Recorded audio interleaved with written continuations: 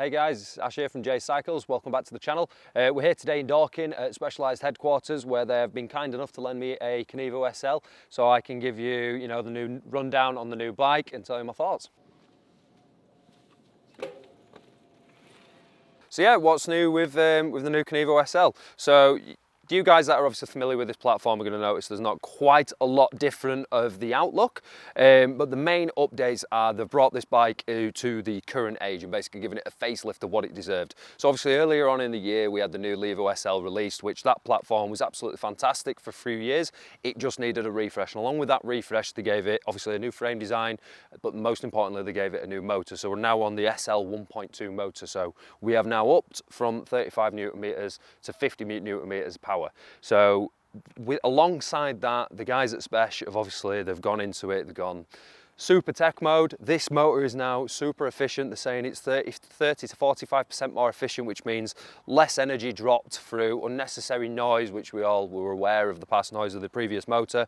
So this thing is just going to give you a lot more bang for your buck. It's going to give you a better range, way more efficient ride. It's a lot smoother, and most importantly to me, it's a lot quieter. So the actual bike itself, looking at it, it is still the same platform, which, truth be told, this bike hasn't been out that long anyway. So the actual suspension layout doesn't need an update in my eyes, and I'm glad to see that they've stuck with the old design, because this bike is an absolute animal. So we're still on 29 wheels front and rear, still 170mm travel, Specialised say you can go up a bit if you want at the front, which is amazing.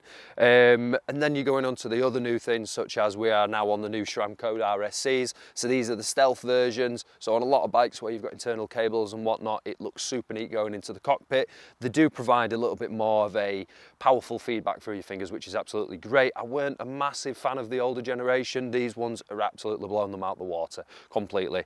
If you look down towards the back, we are on the new GX wireless transmission. So this is the T-type transmission.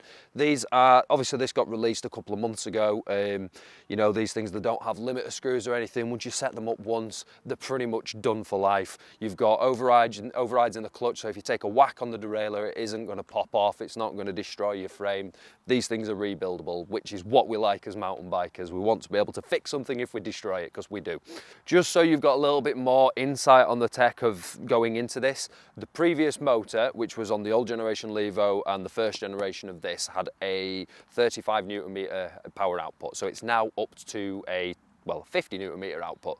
Before you had 240 watts of power, now this one's pushing 320. But don't think that just because you're pushing more power that you're going to lose range. The guys at Spesh, they've done all the calculations, they've done the wizardry.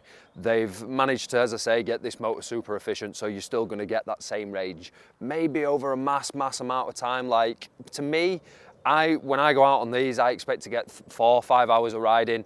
If you're going to be expecting to get a mass amount more than that, you're going to need your range extender, and then the numbers are going to kind of slightly differ to what terrain you're riding. If you're on fire roads, if you're doing steep climbs all day long, everyone's going to get a slightly different result. But the end result that I've seen for me is everyone who comes off one of these bikes, they're smiling, and that's just the main thing for me. I want to go out, I want to come back, I want to have fun, I want to go out and do it again. I don't want to have to go and wash my bike and care about how wet I got and how crap that climb was. I'm just going to go straight back out and go straight back up that climb and back down that descent. In a Specialised product, we have got the mission control built into this bike, which I'm not a massive fan of having an app for everything. I mean, Christ, you get an app for Greg's, you get an app for Costa, it does my head in.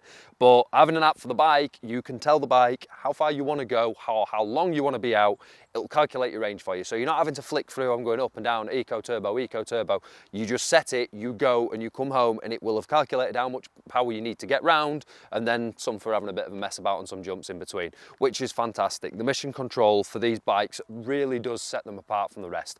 I don't know of any other bike brands that are doing this currently, and to be honest, these guys are just slaying it, doing it the way they are. Guys, thank you for joining me here today. Leave us a comment below and let us know what you think about the bike and what you think about what they've changed. Most importantly, don't forget to ring that notification bell. Please like and subscribe, give us some ideas of what you want to see us doing next, and look out for our other video with an in-depth tech talk with Neon from Specialised. As always, thank you very much. We'll see you next time.